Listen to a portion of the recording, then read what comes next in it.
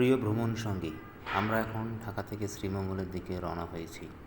যতদূর এগিয়ে যাচ্ছি ধীরে ধীরে প্রকৃতি তার অসাধারণ সৌন্দর্য আমাদের সামনে উন্মোচন করছে। চলুন এক নজরে দেখে নেই আমাদের চারপাশের নৈসর্গিক দৃশ্যগুলি। যাত্রার শুরুতে আপনি দেখতে পাবেন ঢাকা শহরের কোলাহল পেছনে ফেলে ধীরে ধীরে গ্রামীণ পরিবেশে প্রবেশ করছি। রাস্তার দুপাশে বিশাল সবুজ ধানক্ষেত, মাঝে মধ্যে ছোট ছোট গ্রামের বাড়ি। এসব গ্রামের মানুষজনের সহজ সরল জীবনযাত্রা এবং প্রকৃতির সাথে তাদের নিবিড় সম্পর্ক আপনাকে মুগ্ধ করবে। দূরে পাখির ডাক এবং হালকা বাতাসের সুর যেন প্রকৃতির এক নিজস্ব সঙ্গীত। আবার একটু এগোলেই দেখতে পাবেন নদী এবং বিলের সৌন্দর্য।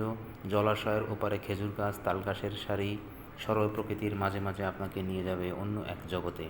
মেঘলা আকাশে সূর্যের আলো যখন জলাশয়ের উপরে পড়ে তখন সেই দৃশ্য কতই মুগ্ধকর।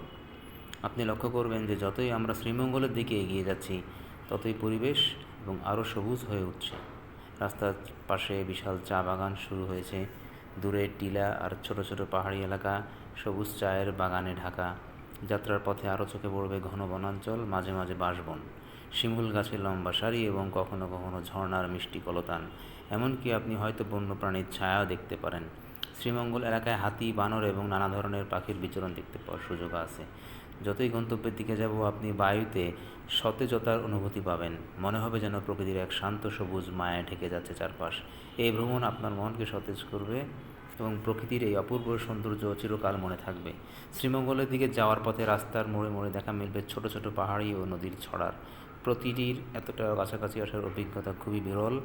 সবুজ স্নিগ্ধ বাতাস, পাখির কিচিরমিচির এবং সামনে পথের অপরূপ দৃশ্য এই ভ্রমণকে স্মরণীয় করে তুলবে।